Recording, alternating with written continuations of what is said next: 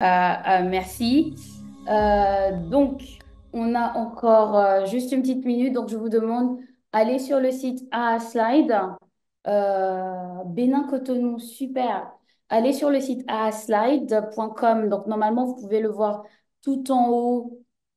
Vous pouvez le voir tout en haut du texte ici. Vous allez aaslide.com et vous slash UYBJK. Ça va vous permettre tout simplement à rentrer. Donc, pour une petite seconde de mise en main, parce que après vous allez avoir deux questions pour que ce puisse être participatif, pour que vous puissiez en fait poser vos questions. Donc, voilà. Dites-moi si vous avez des soucis à vous connecter sur l'outil, si vous avez, ça, on peut le faire directement sur le téléphone hein, et directement sur son téléphone ou directement sur son ordinateur si vous êtes en train de suivre ça sur l'ordinateur. Donc, je vous donne une petite minute pour essayer de voir et dites-moi si vous avez le moindre souci pour y arriver. OK? OK, je vois que Jean-Christ a marqué son nom sur la localisation. Super. Allez-y, n'hésitez pas. Je vais regarder la chat box tranquillement. Euh, OK. Donc, pendant que vous êtes en train d'essayer de vous connecter, je vais en profiter pour me présenter rapidement. Alors, je suis Fanny Dengue. Voilà. N'hésitez pas à le mettre, hein, je pourrais revenir sur la page, sur la location. Alors, je suis Fanny Dengue, je suis Professional Scrum Trainer avec Scrum.org et je suis Professional Kanban Trainer avec Professional Kanban avec ProKanban. Je suis aussi la fondatrice d'Agitips et je possède une chaîne YouTube où vous pourrez trouver finalement toutes les vidéos sur l'agilité et sur Scrum.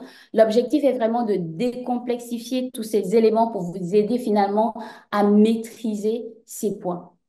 Donc, vous allez voir qu'il y a des topics aussi basiques que qu'est-ce que l'agilité, finalement, est-ce que Kanban est fait pour vous ou pas. Je suis actuellement Agile Lead chez DP World, qui est une entreprise de ports et terminaux et qui travaille maintenant dans la logistique à Dubaï, mais j'ai commencé en fait en France en tant que testeur. Donc, j'étais testeur dans une équipe agile, ensuite je suis devenue Scrum Master et après être devenue Scrum Master, ben, je suis devenue coach agile et maintenant je suis beaucoup plus dans tout ce qui va être transformation. Donc, le sujet d'aujourd'hui, c'est vraiment la rétrospective. Le cas que je voulais mettre en pratique, c'est de se dire, vous êtes un nouveau Scrum Master ou tout simplement, vous êtes même un ancien Scrum Master, mais vous entamez le travail avec une nouvelle équipe.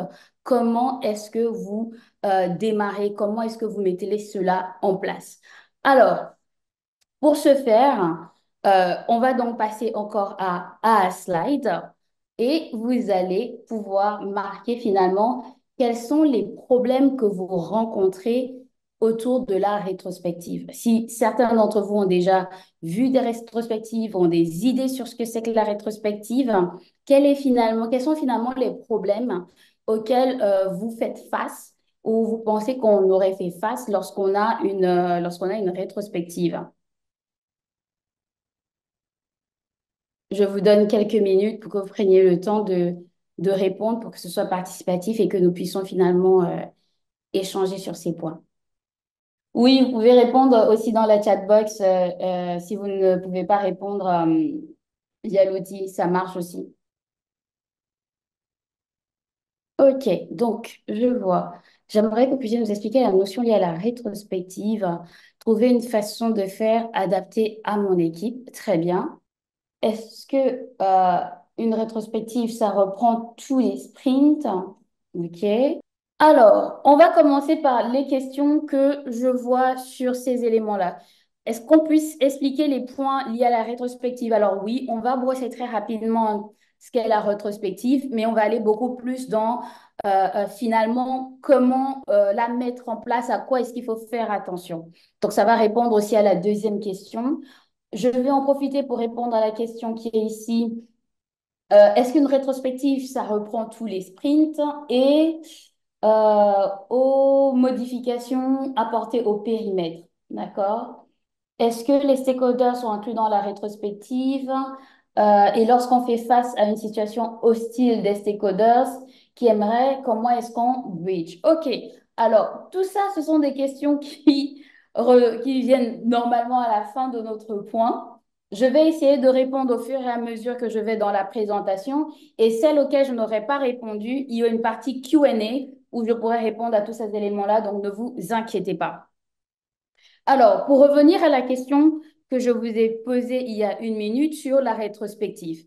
La sprint rétrospective, oui, elle a lieu tous les sprints. En fait, beaucoup de personnes se disent, oui, mais je ne vois pas pourquoi on devrait le faire tout le temps. C'est une perte de temps et d'organisation. Mais en fait, si on n'inspecte pas, on n'adapte pas. Si on ne cherche pas régulièrement à s'améliorer, ben, tout simplement, on manque des possibilités de faire mieux. Donc, il est super important de garder la rétrospective, la sprint rétrospective, tous les sprints. Alors, la durée peut varier. Vous pouvez très bien vous retrouver avec une sprint rétrospective de 30 minutes, de 45 minutes, d'une heure, de 2 heures en fonction de votre situation et des points que vous aimeriez toucher. Mais la sprint rétrospective, oui, je le conseille absolument de faire tous les sprints. Votre sprint peut être d'une semaine, de 10 jours. Il est super important de toujours prendre le temps de s'arrêter un tout petit peu et de dire qu'est-ce qui s'est passé, qu'est-ce qu'on peut mieux faire dans la semaine qui arrive. L'objectif ici n'est pas de passer des heures sur le sujet, mais bien évidemment de se remettre en question, tout simplement pour voir comment est-ce qu'on peut faire mieux. Donc, comme je dis sur mon slide, c'est un temps qui est dédié à chaque sprint pour réfléchir ensemble et identifier les voies d'amélioration. L'objectif est de définir des actions concrètes pour le prochain sprint. Et c'est un effort collaboratif entre les développeurs, le Scrum Master et le Product Owner. Okay. Parce qu'il y a encore un autre point, c'est que la plupart du temps, l'équipe va se dire, oh non, c'est le rôle du Scrum Master, c'est lui qui doit organiser, c'est lui qui doit faire en sorte que ça fonctionne. Non, c'est un effort collaboratif de toute l'équipe qui va se remettre en question et essayer de faire mieux le prochain sprint. Alors, lorsqu'on se retrouve avec une rétrospective, et si vous avez des questions, n'hésitez pas tout simplement à les mettre dans le chat ou je vais essayer de voir si je vois vos mains levées pour essayer de m'interrompre un tout petit peu. Quels sont finalement les défis qui sont rencontrés? Donc, comme je vous disais au début, quelles sont les problématiques qu'on rencontre lorsqu'on se retrouve avec une nouvelle équipe, qu'on a un nouveau Scrum Master avec notre équipe? La première chose qu'on va souvent rencontrer, ça veut dire, c'est la familiarisation avec l'équipe. En fait, on a un manque de connaissances sur la dynamique et sur la culture de l'équipe. Il est très difficile au début d'établir la confiance et d'établir la sécurité psychologique ou psychological security dès le début. Okay? Donc ça, c'est très souvent un très gros souci lorsqu'on va se retrouver en tant que nouveau Scrum Master d'une équipe ou tout simplement quand on démarre en tant que Scrum Master. Le prochain problème qu'on va aussi rencontrer, ce sera le manque d'engagement de l'équipe, qui peut avoir deux raisons. Le premier, ça peut être qu'ils ne vous font pas confiance, donc ils ne s'engagent pas dans la session. La deuxième, ça peut être qu'ils ont travaillé déjà avec d'autres Scrum Masters et ils ont perdu la foi en la sprint rétrospective. Donc pour eux, c'est une perte de temps, ça ne mène à rien. Donc ils ne voient pas pourquoi en fait ils devraient passer du temps dessus. Et donc, ils vont mettre en place une résistance finalement à cette session. Et c'est aussi lié au fait que très souvent dans les sprints rétrospectifs, on a du mal à identifier les problèmes clés. On va lister tout un tas de bobos qu'on a rencontrés pendant le sprint, mais le root cause, c'est-à-dire la cause profonde de notre problème, les problèmes clés qui sont le nerf à régler immédiatement, très souvent, on aura du mal à les faire émerger.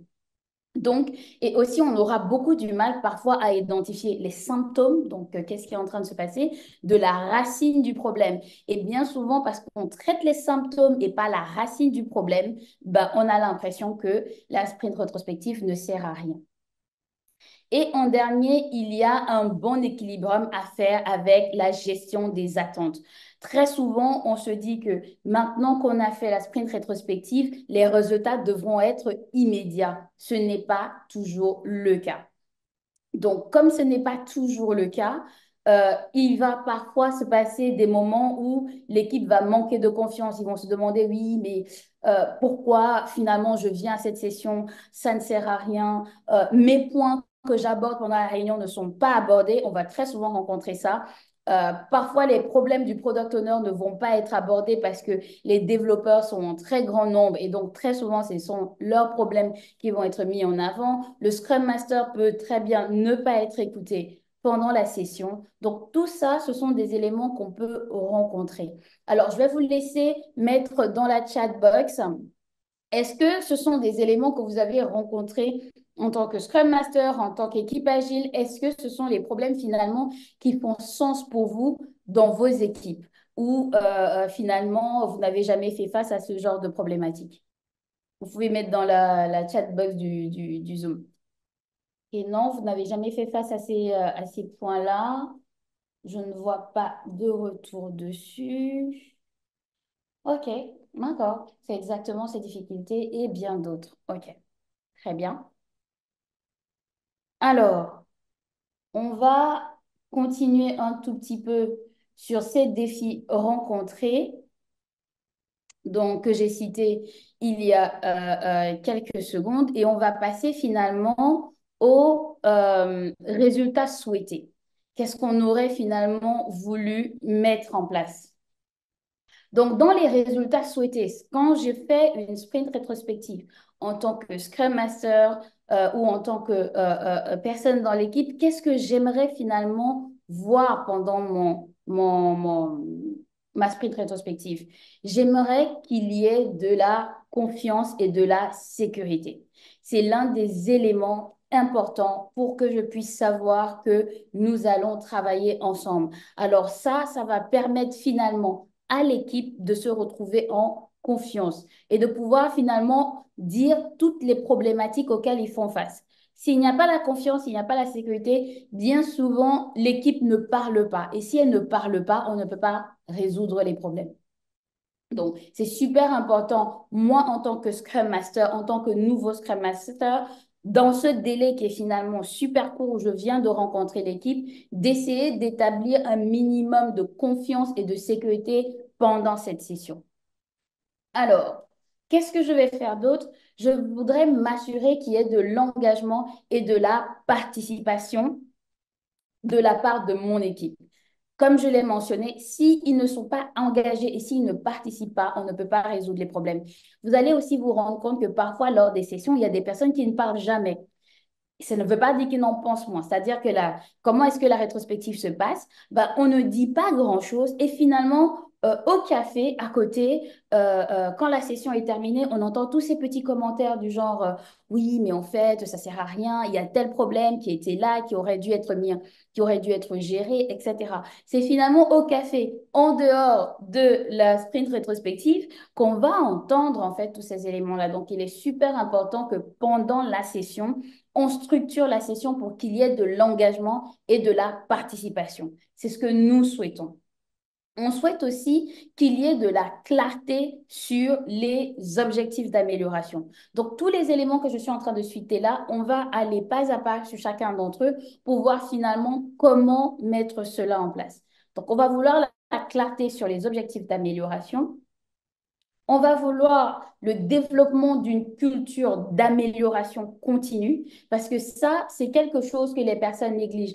On ne fait pas de l'amélioration continue juste parce qu'on fait des sprints rétrospectives. Il faut avoir cette culture, toujours penser à mieux, toujours penser à s'améliorer, toujours penser à chercher la petite bête, toujours penser à chercher finalement cette root cause pour aller de plus en plus loin. C'est une culture. Vous allez voir que dans certaines entreprises, on va vraiment parler de cette idée qui viendrait directement de RH, de s'assurer qu'on a une culture qui n'a pas peur d'oser. Et souvent, pour avoir une culture d'amélioration continue, ça passe aussi par avoir une culture où on ne pointe pas du doigt, où on est ouvert à l'expérimentation et on est ouvert à faire énormément de points. Alors, le but ultime finalement de cette session, c'est d'avoir un plan d'action clair et suivi. S'il n'y a pas de plan d'action clair et suivi, ça ne va pas fonctionner. Très souvent, on arrive à faire notre rétrospective, on arrive avec un plan d'action. Et on a de la chance, parfois, ce plan d'action, il est clair, mais il n'y a aucun suivi. C'est-à-dire que nous avons pris des actions, nous venons à des rétrospectives à chaque fois et il n'y a aucune évolution sur les actions que nous avons prises. Donc ça, c'est tous les éléments qu'on souhaite. Donc, je suis en Scrum Master, je suis en train de prévoir ma prochaine sprint rétrospective avec mon équipe, qui est une nouvelle équipe où tout simplement je démarre. Voici moi les points que je vais mettre d'abord sur mon papier pour commencer à réfléchir à comment m'adresser à mon équipe. Et comme l'un d'entre vous a marqué dans les commentaires, l'objectif est d'adapter le sprint rétrospective à son équipe et aux problématiques auxquelles font face l'équipe. Alors, sur ce point, qu'est-ce qu'on va faire? Il est super important d'établir les bases. Quand vous démarrez avec une équipe, qu'elle ait déjà fait de l'agilité ou pas, qu'elle ait déjà fait les scrums ou pas, il est super important avant votre première session de sprint rétrospective d'organiser une session pour faire un rappel. Quel est l'objectif de la sprint rétrospective? Quelles sont les responsabilités ou les rôles qui sont impliqués dans ce projet et quel est le process? Qu'est-ce qu'on attend?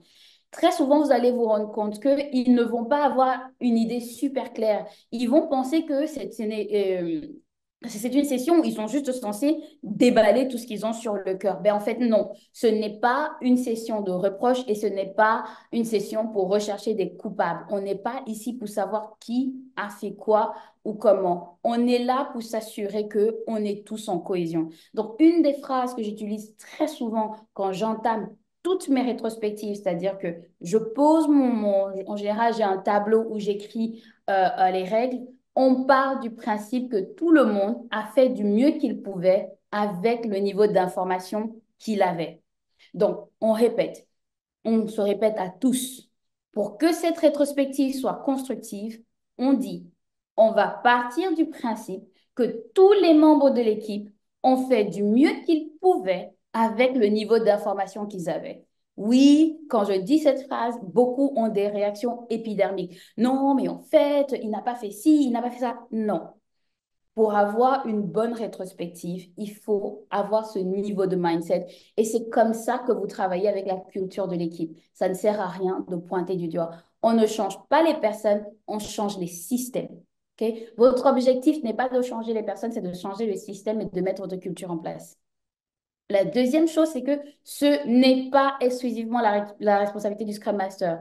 Si vous avez vu mes vidéos, vous m'avez vu répéter ça un nombre de fois, le Scrum Master n'est pas là pour organiser les sprints rétrospectives. Il doit y avoir suffisamment d'ownership dans l'équipe pour que l'équipe elle-même prenne en charge la sprint rétrospective. Moi, très souvent, quand je commence une équipe, je fais cette session pour établir les bases. Je vais faire plus ou moins une ou deux sessions de sprint rétrospective et après, ça va tourner. Je vais demander aux membres de l'équipe finalement d'être les personnes qui vont choisir le style de sprint rétrospective et d'animer la sprint rétrospective. Moi, je ne serai là qu'en tant que facilitateur, c'est-à-dire s'il y a un moindre souci pour finalement un peu essayer de débloquer. Je ne suis pas là pour jouer l'arbitre. Ils peuvent très bien résoudre la majorité de leurs problèmes, mais il peut arriver des cas extrêmes où j'ai besoin d'intervenir lorsque ça manque de bienveillance, lorsque ça manque d'ouverture pour rappeler que nous sommes dans un environnement bienveillant. Donc, non, la sprint rétrospective n'est pas de la responsabilité du Scrum Master. Dès la seconde où on dit que c'est de la responsabilité du Scrum Master, toute l'équipe se déresponsabilise sur le fait de trouver des améliorations continues. Or, c'est le travail de toute l'équipe Scrum. Ce n'est pas une simple formalité ou une case à cocher dans le processus Scrum. Donc là, j'ai bien écrit processus Scrum parce que c'est comme ça que les personnes voient Scrum. Scrum est un framework, ce n'est pas un processus, ce n'est pas une méthode. Et donc, la plupart du temps, les personnes se disent, bon, ils ont dit qu'on devait faire la sprint rétrospective, voici comment ça se passe et j'exécute. Non, c'est un vrai moment de cohésion où on s'assied, on se regarde, on se parle et on planifie la prochaine session. Ok.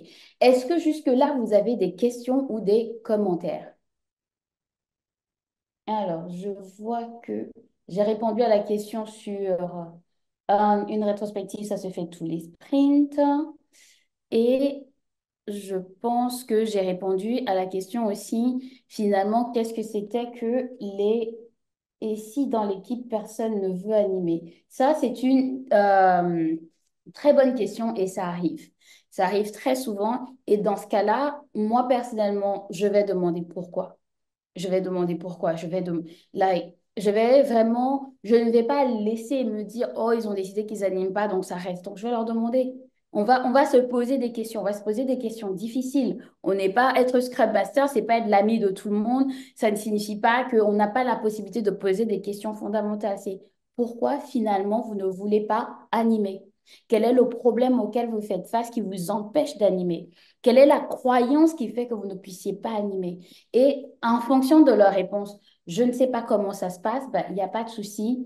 Euh, on peut travailler ensemble. Et s'ils disent qu'ils manquent de temps, non, ça, ce n'est pas négociable. S'ils ont le temps de travailler, ils ont le temps de réfléchir, en fait. S'ils ont le temps de faire leur délit, ce sont des non négociables. S'il le faut, on s'assied et on a une discussion. Parce que très souvent, l'erreur que l'équipe fait, c'est que si je ne prends pas le temps de m'arrêter pour faire mieux, je fais moins de qualité. C'est logique et c'est simple. Et ce que je ferai, c'est que très souvent, je vais montrer avec la qualité finalement des sprints que lorsqu'on ne s'arrête pas, ben, la qualité décroît. C'est factuel. Donc là, je ne suis pas là pour babysitter mon équipe. Je ne suis pas là. Je suis là pour vous aider à réussir en utilisant Scrum et en utilisant le framework Scrum.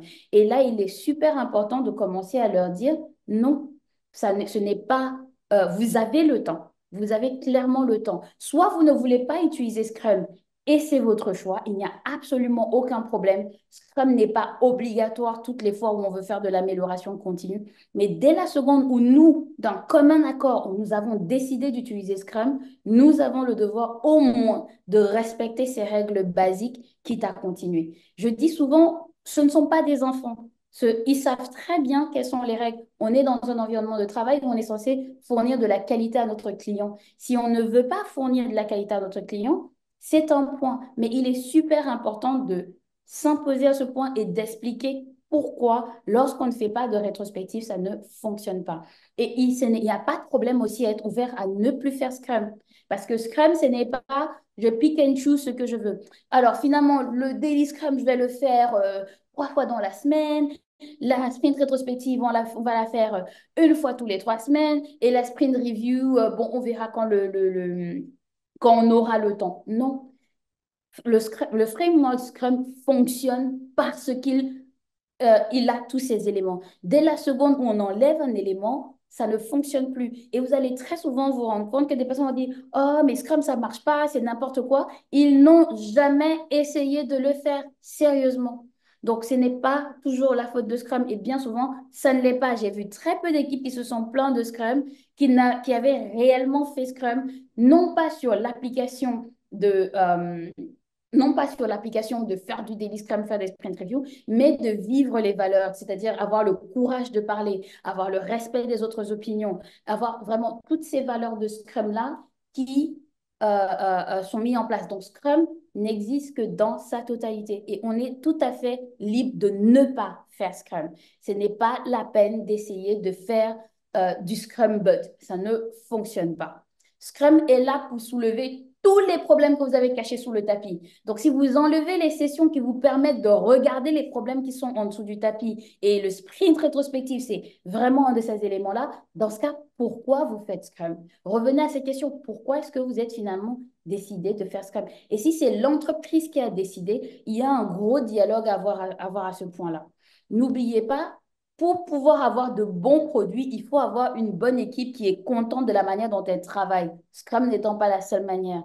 Donc, à ce moment-là, n'hésitez pas à vous mettre en relation avec le management et l'équipe pour décider qu'est-ce qu'on souhaite faire et comment est-ce qu'on souhaite continuer.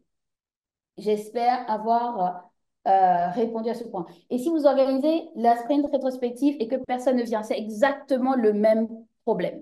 Si on ne vient pas à la sprint rétrospective, personnellement, il n'y a aucun souci à dire.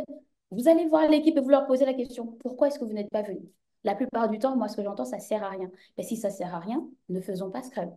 Ne faisons pas Scrum. On va arrêter. On ne fait plus de framework, on ne fait plus, etc. Et vous trouvez une nouvelle manière de travailler. Et donc, on s'assied avec l'organisation. Puisque on est dans une équipe qui travaille avec d'autres partenaires. Donc, on s'assied avec l'équipe, le management, le leadership, et on dit, l'équipe trouve que Scrum n'est pas pertinent. Comment est-ce qu'on continue? Tout simplement. Et comme je dis, il ne s'agit pas de babysitter l'équipe. Je ne suis pas la maman, je ne suis pas votre tata, je ne suis pas votre soeur. On est là pour travailler ensemble. Je suis là pour vous créer le meilleur cadre possible pour arriver à vos objectifs. Si vous ne voulez pas arriver à vos objectifs, dans ce cas, c'est un autre problème. Je vais donner une anecdote là qui arrive parfois. Bien souvent, il y a des personnes qui démissionnent dès qu'on met en place Scrum parce qu'ils n'aiment pas le niveau de transparence, ils n'aiment pas le niveau de collaboration. Et ça arrive. Et parfois, je dis à mes collaborateurs, vous n'êtes pas fait pour travailler en Scrum. Parce que la manière dont vous voulez travailler en autonomie, sans parler à personne, faire les trucs en silo dans votre coin, etc., ça ne va pas fonctionner avec Scrum. Ça ne veut pas dire que vous êtes une mauvaise personne. Tous les environnements n'ont pas besoin d'être Scrum, mais vous n'êtes pas fait pour travailler dans une équipe Scrum et il va falloir prendre une décision parce que si l'entreprise et le reste de l'équipe veut travailler dans Scrum, bah, vous allez devoir vous poser les bonnes questions parce que vous ne pouvez pas toujours être wet towel, comme on dit en anglais. C'est-à-dire que j'ai oublié le mot en français, celui qui casse toujours l'ambiance, etc. parce qu'il a toujours des critiques et des problèmes et on ne sait pas pourquoi. Donc ça, c'est super important en tant que Scrum Master que vous sachiez quelle est la position que vous devez tenir, qu'est-ce que Scrum représente pour l'équipe, qu'est-ce que Scrum représente pour l'entreprise, est-ce que finalement Scrum fonctionne pour vous? Ça, c'est tous les points que vous allez devoir répondre. Un autre problème, ceux qui aiment se renfermer. Oui, et comme je dis, si l'entreprise a décidé de devenir agile et de travailler avec Scrum, il va falloir adresser ces profils-là. C'est-à-dire que il y a une chose qu'on va observer énormément et ensuite je vais continuer parce que ce n'est pas forcément le but de la conversation d'aujourd'hui de revenir sur Scrum, c'est de se dire que l'entreprise en général dit, OK, on a entendu que Scrum était génial, tout le monde passe à Scrum. Sauf qu'il y avait des personnalités qui ne collaient pas. Donc, on va avoir de la résistance au changement, on va avoir des personnes qui ne comprennent pas pourquoi ils sont censés faire ça. Et finalement, votre rôle, c'est très souvent d'accompagner les personnes dans ce changement, leur expliquer qu'ils ne courent aucun risque, leur expliquer que ça va les aider dans certains points. Et s'il y a des personnes qui ne veulent absolument pas travailler dans cet environnement-là, il faudra adresser ce problème aussi. On n'est pas dans le monde des bisounours. Okay? Parce que j'ai très souvent l'impression qu'on a l'impression que le Scrum Master, ce n'est pas un chef d'équipe, il ne prend pas les décisions, il ne prend pas les décisions pour l'équipe, mais ça ne veut pas dire qu'il ne fait rien. Il est là pour aussi s'assurer que le framework Scrum est appliqué tel que mentionné. Et si ça ne marche pas, il est là pour soulever les problèmes et trouver des solutions. Et le mot important là-dedans, c'est trouver des solutions, pas juste de soulever les problèmes. OK? Alors, on va continuer. Je vous laisserai mettre les commentaires. Je pourrai toujours revenir dessus. Donc, la première chose, établir les bases de ce qu'est la sprint rétrospective. Sortez ça de une session de reproche, une session de blâme, une session qui ne sert à rien, une session gérée par le Scrum Master aux yeux d'une formalité. Vous organisez une session avant où vous allez clairement expliquer qu'est-ce que c'est, à quoi ça sert et comment ça se situe dans le fait de continuellement inspecter et s'adapter. C'est super important de faire cette première session. Ensuite, la deuxième chose que vous allez faire, c'est essayer de mettre en place tout ce qui va aider à la confiance et à la sécurité. Donc, il faut savoir que la confiance et la sécurité encourage tous les membres de l'équipe à partager leurs perspectives sans crainte de jugement ou de répercussions, favorisant une réelle collaboration. Vous avez un temps court, donc la seule possibilité de le faire, si vous n'avez pas eu le temps de le faire pendant les sessions, c'est de s'assurer de décrisper les gens pendant cette première activité d'icebreaker. S'ils n'ont jamais fait de sprint rétrospective et que c'est la première fois qu'ils commencent, bah, ils vont être tendus, ils ne sauront pas exactement à quelle sauce ils vont être mangés. C'est là que interviennent les activités telles que les icebreakers. L'objectif des icebreakers, même si les gens trouvent ça un peu farfelu, c'est d'augmenter le confort. Le problème avec les icebreakers, c'est que bien souvent, on prend des choses qui ne collent pas à la personnalité de l'équipe. C'est-à-dire que si vous avez une équipe sérieuse et que vous leur demandez de faire la danse du canard ou d'imiter les bruits d'animaux, ça ne va pas fonctionner. C'est aussi important pour vous d'identifier quels sont les icebreakers qui fonctionnent pour votre équipe. Vous posez les règles de base comme on a mentionné. Ici, il s'agit de confidentialité et de respect. J'ai cru lire dans les commentaires une partie sur est-ce que les stakeholders peuvent être présents. Non, ce n'est pas une session pour les stakeholders. Ça, c'est la sprint review. Là, on voit le produit, etc. Comment l'équipe décide de travailler entre elles, c'est à vous de dire non aux stakeholders. Ils n'ont pas leur place dans comment l'équipe va s'organiser pour mieux délivrer. Ils ne sont pas présents pendant la sprint rétrospective. Ils peuvent faire tout ce qu'ils veulent pendant la sprint review, qui n'inclut pas être hostile et intimidé. Vous devez clairement spécifier ça. Tout comme j'ai des règles pour la sprint review. Dans la sprint review, je rappelle toujours respect euh, euh, et on part du principe que tout le monde a fait du mieux de ce qu'il pouvait. Donc, pas de jeu de blâme, pas de cris, pas etc. Sinon, moi, en tant que Scrum Master, je mets un timer et je dis stop. Il est peut-être temps de faire une pause. Nous revenons quand les esprits se sont calmés. C'est ça la force finalement parfois d'un Scrum Master qui a une compréhension de son rôle qui n'est pas finalement juste ce qu'on voit parfois dans les entreprises, qui est d'écouter tout ce que le chef de projet dit et qui est finalement un peu en train de suivre l'équipe. Non, vous avez un rôle de leader dans l'équipe. Dans ce rôle de leader, ça sous-entend gérer aussi les problèmes de conflits qui peuvent arriver, d'hostilité. Ça ne veut pas dire que vous devez résoudre le conflit, ça veut dire que vous devez toujours vous assurer qu'il y a respect et confidentialité. Si je ne peux pas parler ici et ça reste dans ce cercle, personne ne viendra à vos rétrospectives. Alors, je vois qu'il y a des commentaires. Il faut adapter, etc. À quel moment les parties prenantes sont présentes? Pendant la sprint review. Okay? Ce n'est pas pendant la sprint rétrospective. Alors, si j'essaie de faire un déroulé très rapide de Scrum. On a le sprint planning où on décide qu'est-ce qu'on va faire pendant le sprint.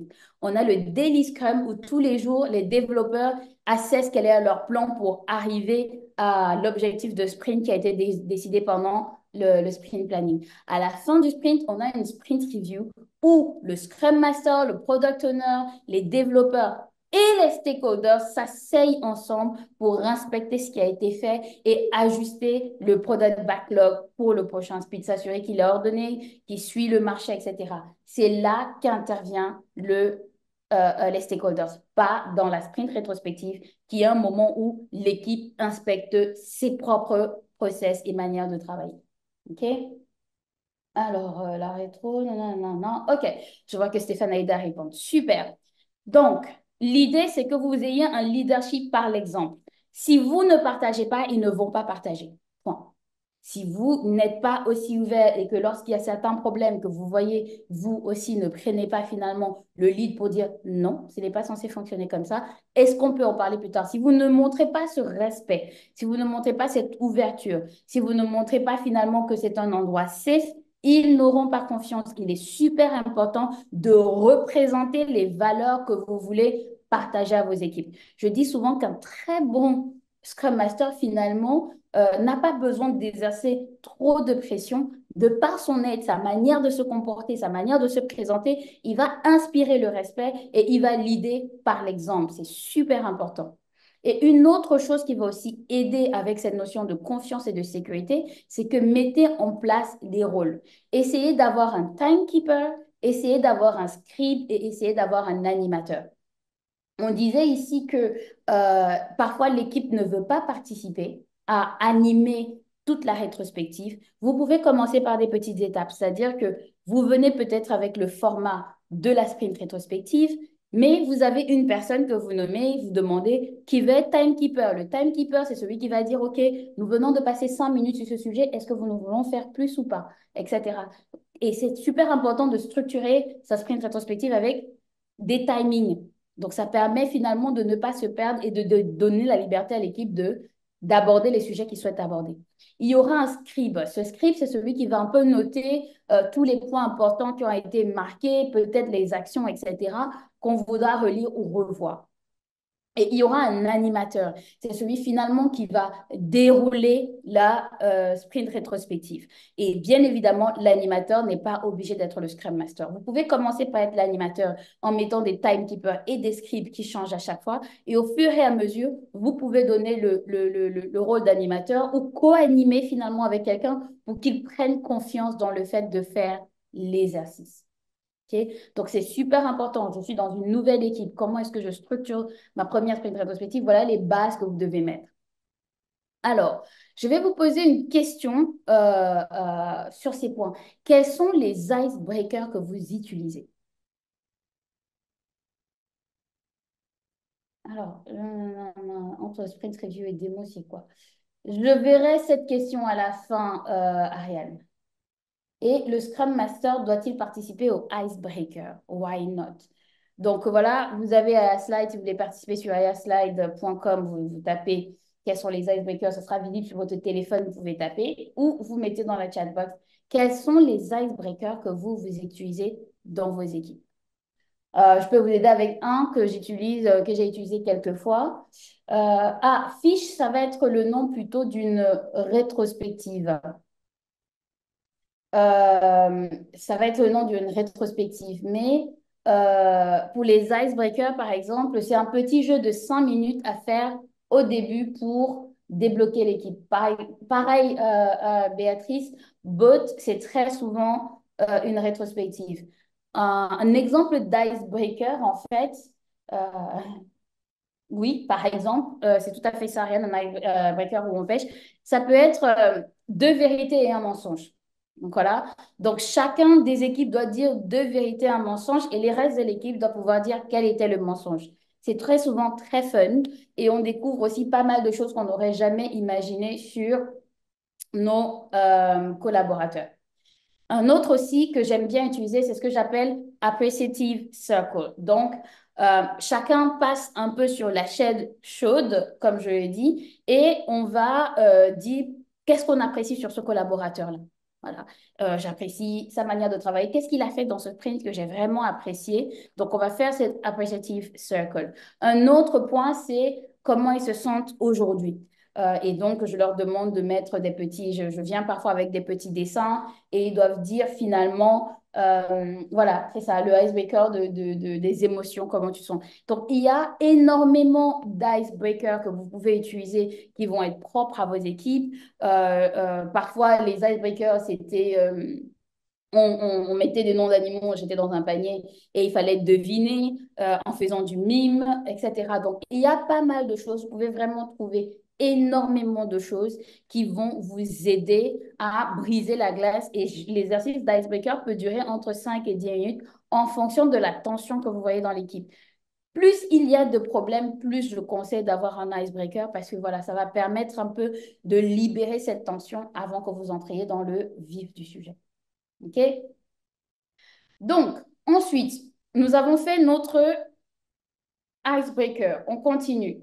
On a voulu travailler sur la confiance et la sécurité. On va passer à l'engagement et à la participation de l'équipe. Pourquoi c'est important? Parce que ça va booster la productivité et l'innovation et ça va renforcer le sentiment d'appartenance. Si je peux donner des idées, si je peux finalement euh, si je peux finalement aider, participer, faire partie de cette équipe et avoir des points qui vont être mis en place, ben, je sens que j'appartiens à cette équipe, donc j'ai envie de faire plus, donc j'ai envie de m'investir. Et donc, ça va booster la productivité et l'innovation.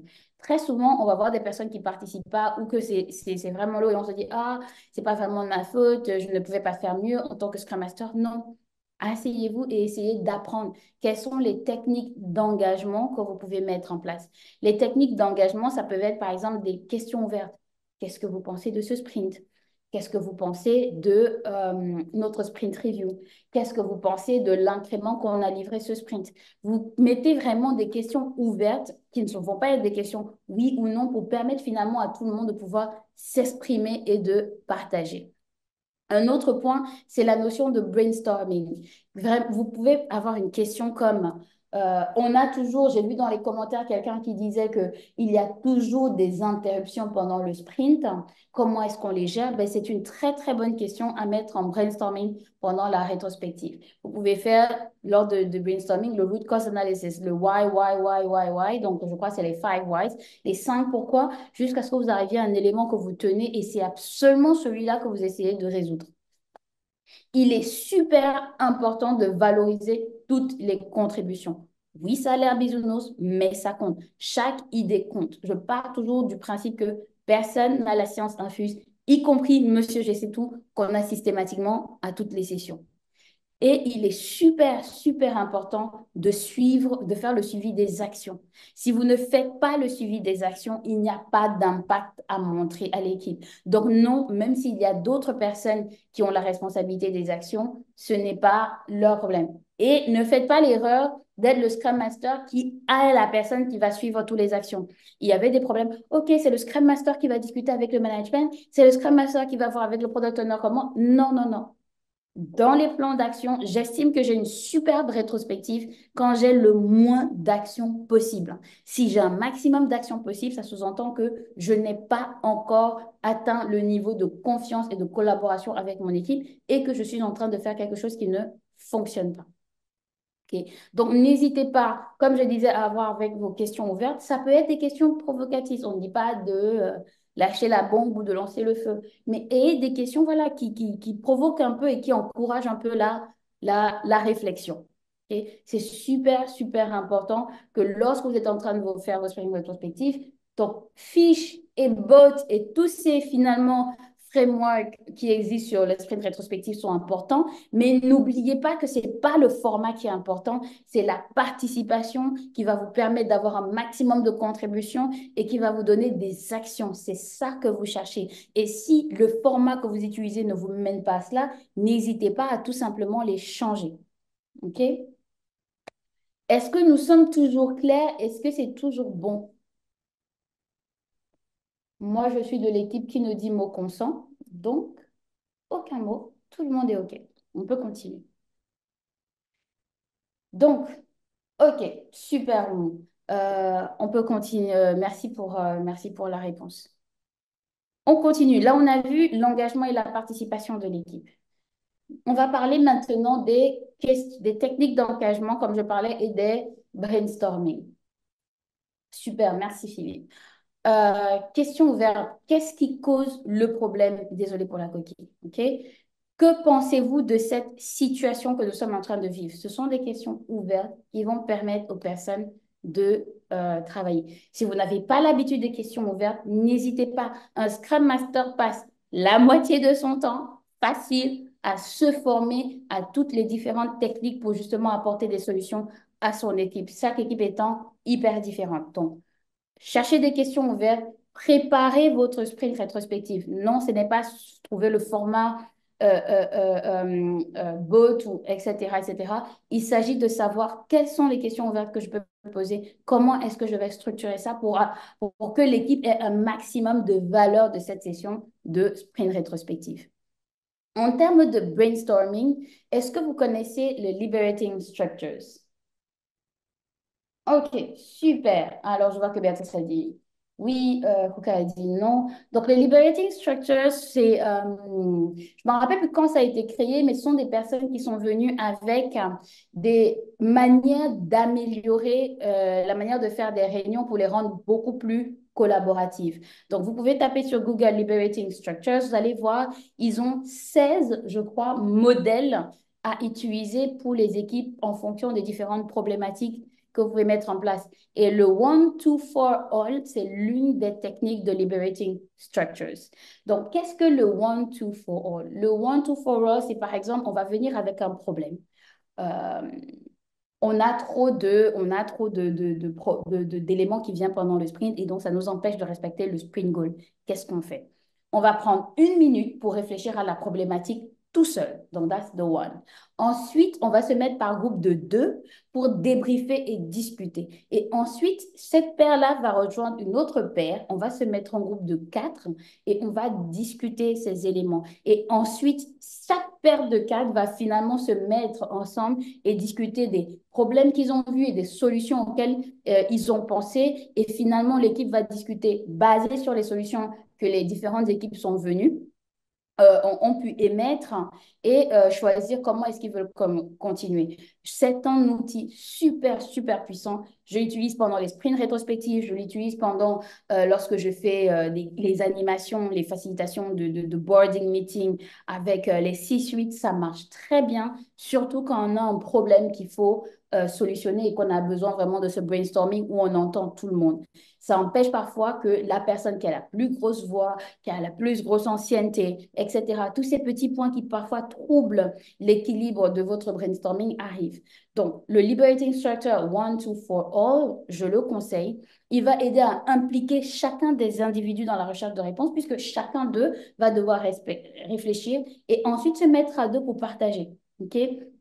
On va donc éviter la surassistance et le cercle vicieux de la dépendance au contrôle excessif, c'est-à-dire que, oh, on a posé la question, je ne sais pas, je regarde ce que les autres vont faire. Non, je suis un participant actif. Ça permet de créer de l'espace pour que tout le monde puisse s'exprimer et ça permet aux personnes qui sont finalement silencieuses d'être écoutées et ça permet aussi une diversité des contributions parce que finalement tout le monde est là. On peut enrichir la qualité des observations et finalement construire très naturellement en consensus parce que ce n'est plus Pierre versus Paul, c'est un groupe de quatre plus un autre groupe de quatre qui finalement brainstorm leur idée ensemble. Ça permet vraiment de quitter sur les problèmes de personnes ou des problèmes d'ego qu'on peut parfois retrouver dans les équipes.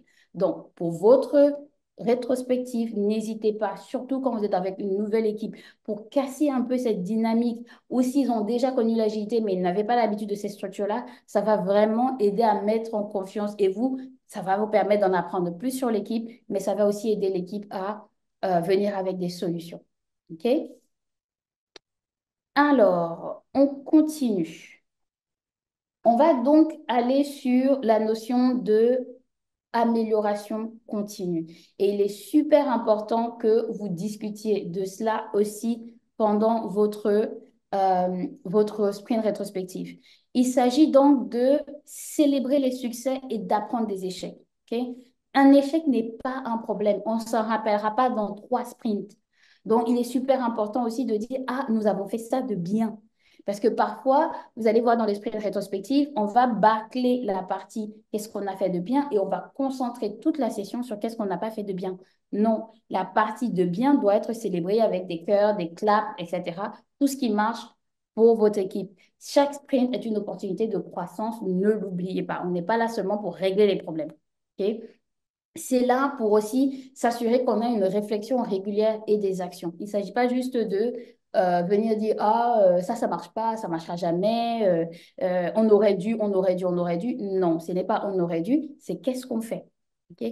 Qu'est-ce qu'on fait? On a fait ça de telle manière ce sprint, qu'est-ce qu'on fait le prochain sprint? Ce qu'on fait parfois, moi, c'est que parfois quand il n'y a pas un consensus, c'est-à-dire que toute l'équipe n'est pas d'accord avec les actions, ce qu'on met en place, c'est de dire on va tester pendant 3 sprints.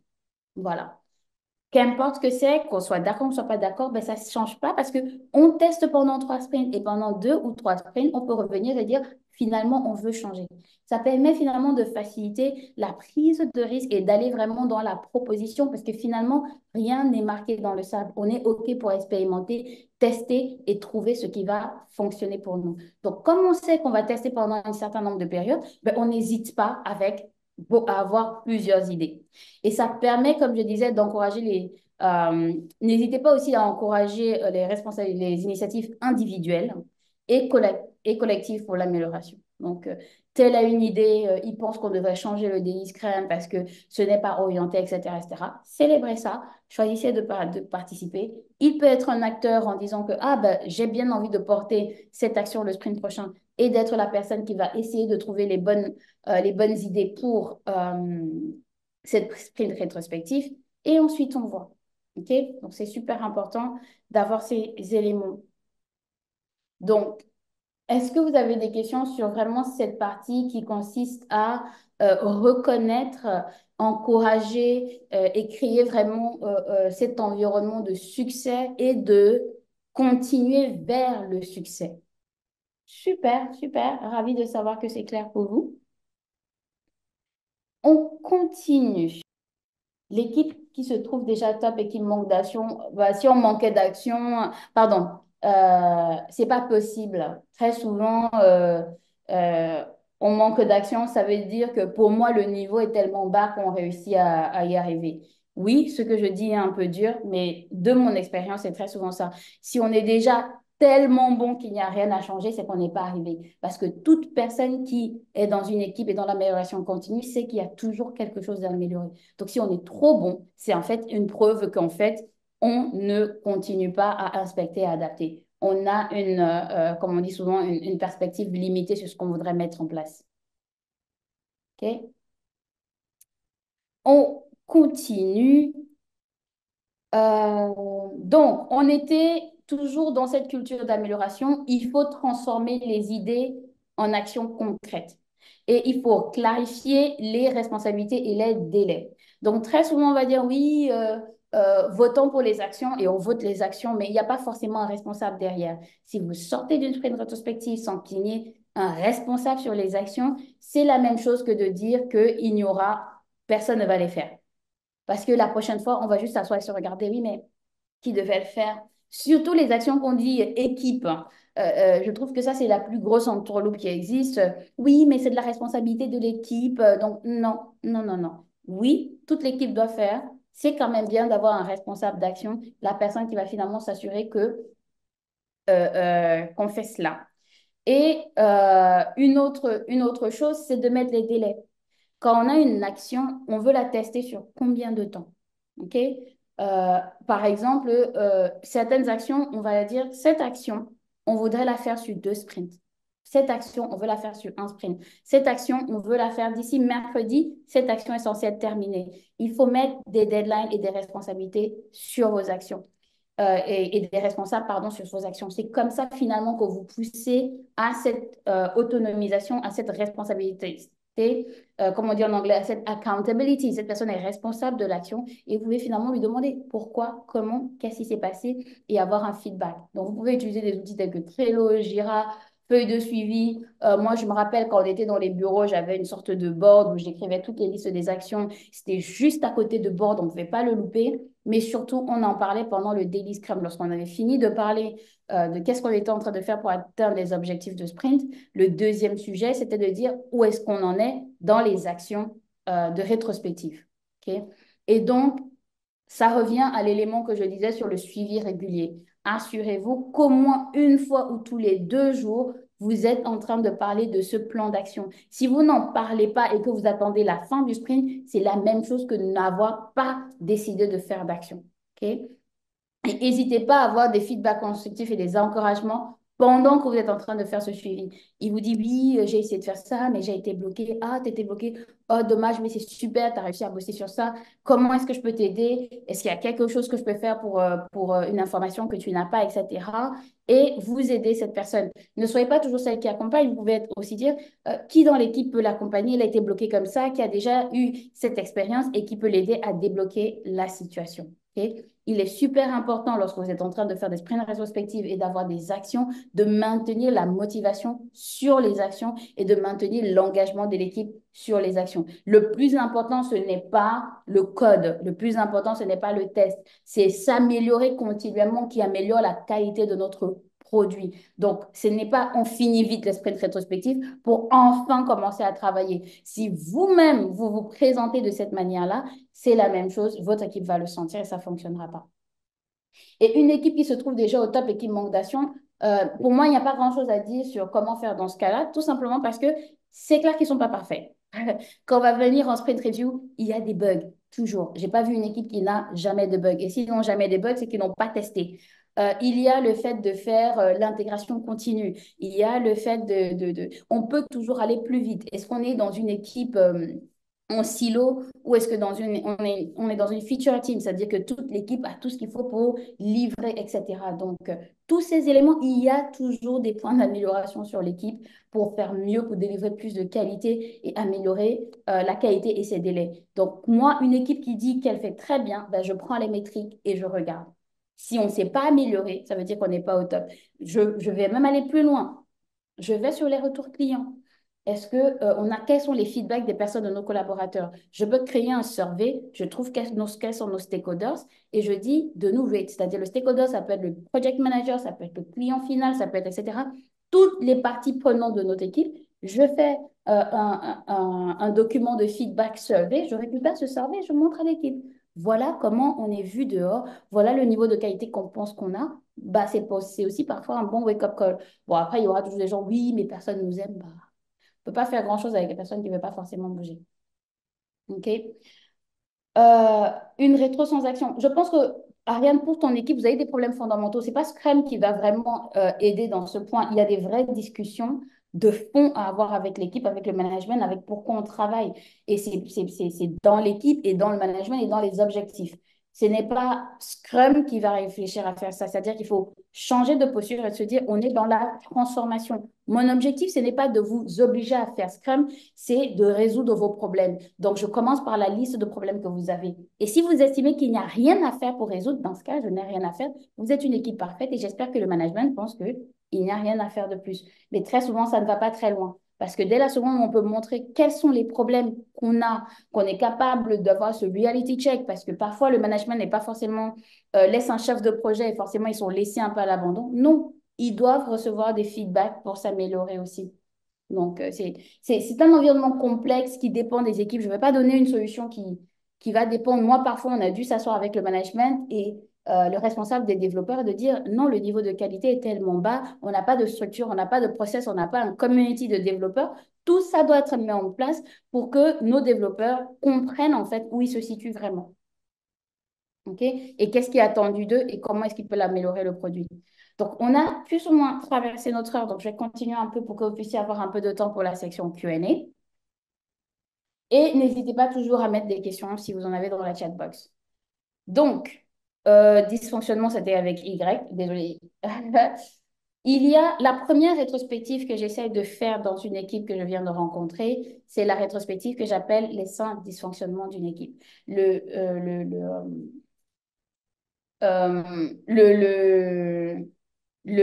C'est un livre qui vient de Patrick Leoncini, qui est les Five Dysfunctions of a Team.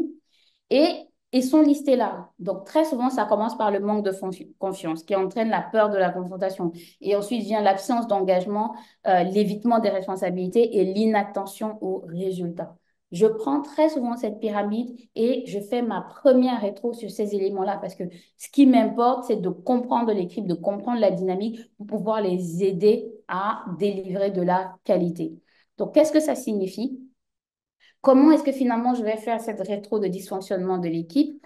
Je vais commencer par introduire quelle est cette rétrospective, OK? Comme je vous ai dit, respect, ouverture, on part du principe que tout le monde a fait du mieux de ce qu'il pouvait, OK?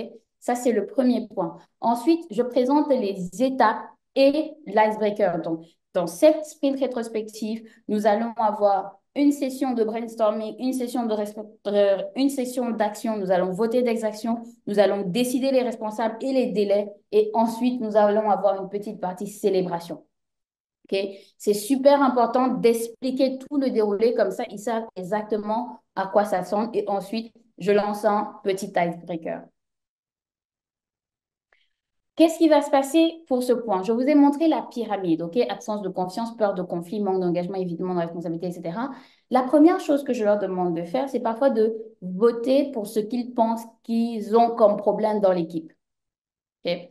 Donc, je leur donne trois tokens et ils doivent voter. Ils peuvent bien évidemment voter 2 fois sur le même élément.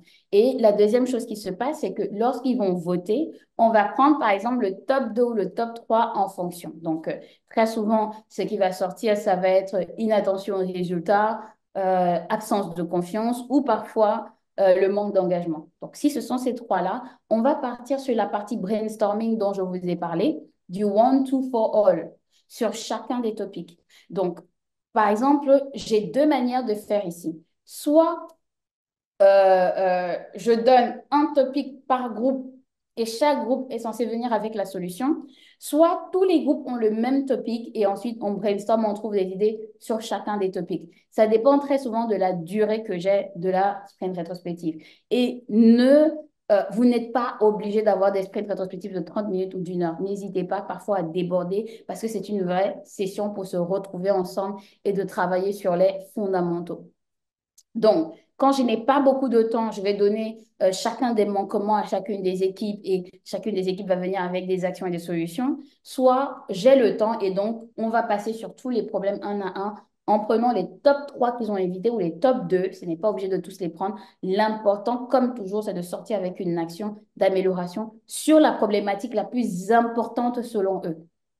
Encore, il s'agit vraiment de le point le plus important pour eux. Et l'objectif, c'est la sélection de deux actions. Quand je viens de commencer, je ne sélectionne que deux actions. Je ne vais jamais plus que deux actions sur ma première rétro. S'ils en ont 20, c'est pas grave, ils devront en choisir deux. On va choisir que deux actions, on va choisir qui va être responsable de cette action et on va choisir les délais. C'est tout. Je ne suis pas obligée d'avoir une liste longue. L'important, c'est qu'ils puissent apprendre le succès. Je prends que deux actions pour qu'ils aient le plus de chances de faire. Et je prends des actions dont ils peuvent résoudre. S'ils n'ont pas la responsabilité que c'est le management, non. Je prends des actions que l'équipe peut faire. OK? Pour que l'équipe apprenne du succès, qu'ils puissent s'améliorer, qu'ils soient contents de au prochain sprint et qu'on construise sur finalement cette confiance, ce succès auprès de l'équipe. OK? Est-ce que c'est clair pour vous cette rétro, les 5 dysfonctionnements de l'équipe? Vous allez me pardonner les coquilles sur ce texte-là. Il semblerait que celui-là, je ne l'ai pas bien lu. Yeah, je vois un pouce, super. Ok, ça c'est un pouce de Steve. C'est quoi le timing parfait d'une rétro? Il n'y en a pas. Il n'y en a pas. Ça va dépendre des équipes. Mais une chose est sûre, c'est que ce n'est pas forcément 30 minutes. Ce n'est pas le plus expéditif et le plus rapide parce qu'ils ne sont pas motivés. Non. Dans ce cas-là, je dois travailler sur le problème de fond qui est la motivation et non réduire le sprint rétro pour qu'eux puissent venir à la session. OK? Est-ce que la rétro, les 100 dysfonctionnements de l'équipe, c'est OK? J'ai vu Steve qui avait dit OK. Est-ce que c'est bon pour les autres? Ok, je vois que c'est il y a un autre ok. Ok, je vois Béatrice qui a fait un thumbs up. Super. Stéphane aussi. Ça se passe bien. Je vois des ok et des pouces. Super. Donc, ça, c'était la première rétro. La deuxième rétro que je vais faire, ça va être la rétro que j'appelle construire les ponts. OK? Ici, il s'agit de faciliter la connaissance mutuelle et d'établir la confiance, pardon, et identifier les attentes initiales de chaque membre de l'équipe par rapport au travail de l'équipe et par rapport au projet. On ne se connaît pas bien, on ne connaît pas, on est tout juste en train de se découvrir. Donc, construire le pont, c'est aussi une bonne intro dans la matière. Donc, comme tout à l'heure, on commence par une introduction et une mise en contexte qu'on a fait, c'est-à-dire que activité brise-glace de vérité, un mensonge, ou les autres doivent deviner quelle est l'information fausse. J'explique encore le déroulé de la sprint rétrospective pour que tout le monde soit clair sur ce qui leur attend pendant la session. Ensuite, nous allons faire un tour de table où chacun va finalement dire quelles sont ses attentes et ses aspirations au vu du projet que nous sommes en train de faire, au vu de l'équipe, au vu du produit, au vu de nos clients, quelles sont finalement les attentes et les aspirations que nous avons dans cette équipe. OK? Et c'est super important de laisser chaque membre de l'équipe s'exprimer. OK? Et il est aussi important finalement que chacun dise qu'est-ce que lui, il veut apporter à cette équipe. Qu'est-ce que lui, il pense est super important qui va finalement aider l'équipe. Donc ça, c'est encore un autre moment à partager. À la suite de ça, ce qu'on peut faire, c'est le High Performance Tree de Lisa Atkins. Ok. Si vous ne connaissez pas Lisa Atkins a écrit un livre qui s'appelle Coaching Agile Teams. C'est un superbe livre que je conseille à tous les Scrum Masters, tous les coachs, etc. Quelle position je dois faire par rapport à telle équipe? Qu'est-ce que ça signifie être un coach? Comment est-ce que je me présente dans un sprint, etc. Tout ça dans le livre. Ça a été ma Bible pendant très, très, très longtemps. Et le High Performance Tree de Lisa Atkins, c'est de partir pour dire qu'est-ce qui, pour vous, sont les valeurs d'une équipe qui sera hyper performante et comment est-ce que nous pouvons devenir une équipe hyper performante? Qu'est-ce qu'il nous faut pour devenir une équipe hyper performante? Ok. Vous pourrez retrouver cette rétro. Un autre point qui sera aussi, c'est de dire comment est-ce que on peut créer un incrément de valeur à chaque sprint? Comment est-ce que nous pouvons nous assurer que nous allons créer un incrément de valeur à chaque sprint? Si c'est déjà le cas, quel est le niveau de qualité et est-ce qu'on peut améliorer la qualité de notre incrément? Si la qualité est excellente, est-ce qu'on peut augmenter la vitesse? Est-ce qu'on peut innover? Comment est-ce qu'on peut finalement s'assurer d'être pertinent dans ce marché? Et on va donc faire le recueil des suggestions et pareil, on va sélectionner deux actions. Et lorsqu'on va sélectionner nos deux actions, on va s'assurer de mettre vraiment des actions qui vont emmener l'équipe à la réussite et choisir des actions avec des deadlines et avec des responsables. Okay? Ça, c'est une rétrospective que j'aime bien. Elle est assez soft, elle est assez ouverte, elle permet énormément de communication en tant que Scrum Master qui venons de commencer, on en apprend aussi un peu, mais aussi, il y a suffisamment de travail pour sortir de là avec des actions. Est-ce que cette rétro vous parle? Alors, il faut savoir que la rétro construire des ponts, vous pouvez la trouver, mais n'hésitez pas finalement à créer vos propres rétros. Vous n'êtes pas obligé d'utiliser des rétros qui existent déjà en fonction de la problématique de votre équipe, en fonction des problèmes que vous souhaitez faire. N'hésitez pas même à utiliser ChatGPT, à dire, hey, voilà tel problème, je voudrais une rétro qui résout tel, tel, tel. Il va vous proposer des idées. Et bien évidemment, ne prenez pas ChatGPT au pied de la lettre parce que voilà, mais ça peut vous donner de l'inspiration pour créer des rétros qui vont faire sens plutôt que d'utiliser des rétros qui, je trouve, très souvent fonctionnent avec des équipes qui n'ont pas beaucoup de problèmes. Dès le moment où on a des problèmes d'hostilité, de manque de respect, etc., ces rétros-là pêchent un tout petit peu. Il faut vraiment trouver des rétrospectives qui sont adaptées à où se situe votre équipe. Je vais faire des rétrospectives comme Speedboat, Fish, etc., soit au tout début, quand l'équipe essaye encore de comprendre c'est quoi une rétrospective, soit plutôt vers la fin, quand ils sont déjà un peu matures et qui sont capables, qu'importe le format finalement, de venir avec des actions. Mais en plein milieu, quand on est dans la tumulte, etc., je vais plutôt construire des rétros qui vont être euh, adaptés à mon équipe ou tout simplement, je vais les laisser venir avec leur propre rétro. Moi, je me souviens que les rétros, c'était toujours super fun. Les gars venaient avec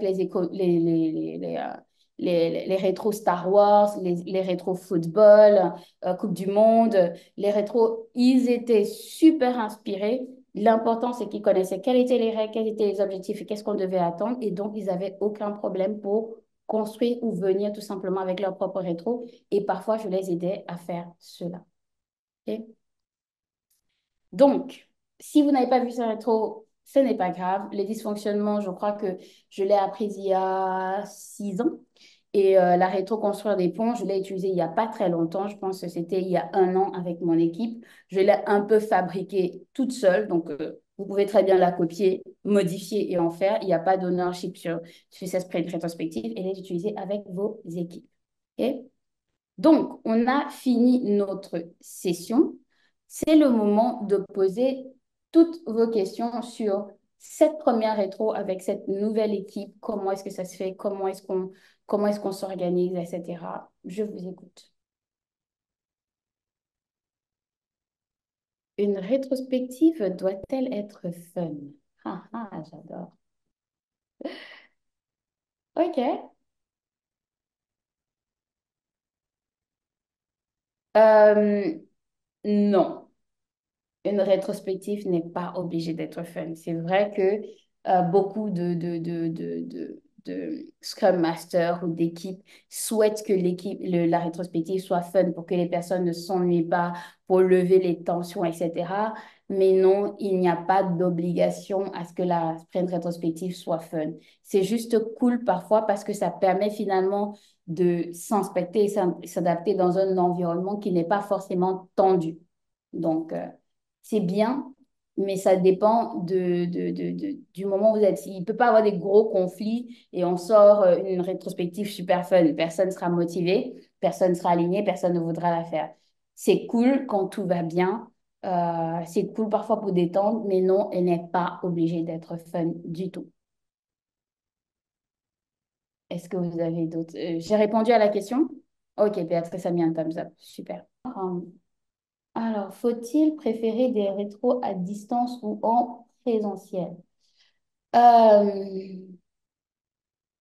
les rétros à distance sont parfois un peu difficiles parce que il peut manquer de connexion, mais ce n'est absolument pas obligatoire d'avoir des rétrospectives qui sont en présentiel. Je trouve juste qu'il y aura un peu plus de connexion dans une rétrospective en présentiel. Sinon, il ne faut pas hésiter à utiliser des breakout rooms qui permettent un maximum d'engagement et de connectivité malgré le fait qu'on soit en ligne.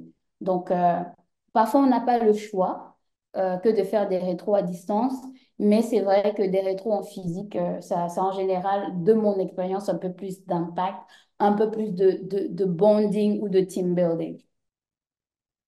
Est-ce que tu penses des team building après le rétro? C'est toujours bien, ça dépend des team building. Je ne suis pas, malgré le fait que je sois Scrum Master et Agile Coach, je ne suis pas super good en team building.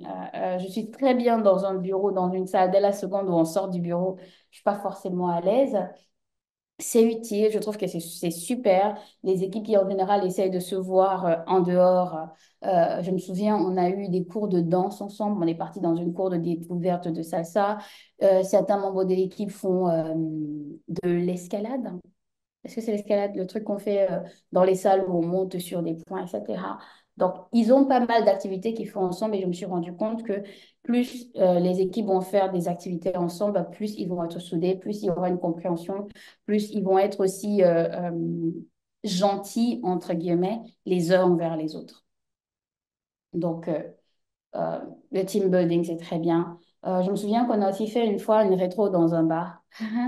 Donc, c'était beaucoup plus en mode open où chacun pouvait exprimer ce qu'il pensait ou ce qu'il ressentait. Donc, cette rétro-là aussi, c'était différent et c'était pas mal. C'était un mix de rétro et de team building. Alors, si vous n'avez pas d'autres questions, est-ce que vous avez d'autres questions? Non, je vois que tout le monde, donc je marque comme répondu. Ok.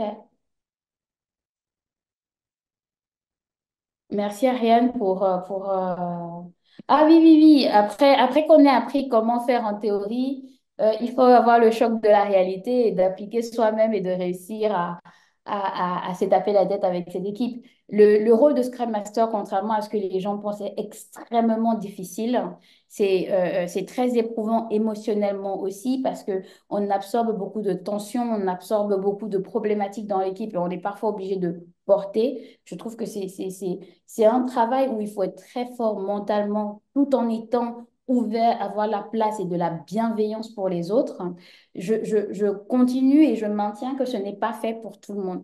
Tout le monde ne peut pas être un Scrum Master ou en tout cas un bon Scrum Master. Tout comme tout le monde ne peut pas être chirurgien, bien évidemment. Mais si on a peur du sang, ça ne fonctionnera pas, par exemple. Donc voilà, c'est ce petit point-là. Euh, Si on a fini pour les derniers qui restent, comment est-ce que vous avez trouvé la session? Donc, vous pouvez me laisser un petit mot pour me dire. Et si vous avez d'autres questions, n'hésitez pas. Normalement, vous avez tous mon adresse email. Vous pouvez me rajouter sur LinkedIn. N'hésitez pas aussi à vous inscrire à ma newsletter si vous n'êtes pas inscrit à ma newsletter parce que je vais continuer à partager. Je vais continuer à partager ces webinaires que je vais faire de plus en plus souvent et vous pourrez me donner les sujets que vous aimeriez que j'aborde pour que tout simplement, en fait, et si les personnes sont en train de regarder sur YouTube, c'est pareil, vous pouvez mettre en commentaire quels sont les webinaires que vous souhaitez que je fasse et je me ferai un plaisir d'organiser ces petites sessions-là. Bon, la petite session, elle a duré 1h30, mais j'espère que j'ai vraiment répondu à toutes vos questions et à toutes vos attentes. Merci Ariane pour les cœurs.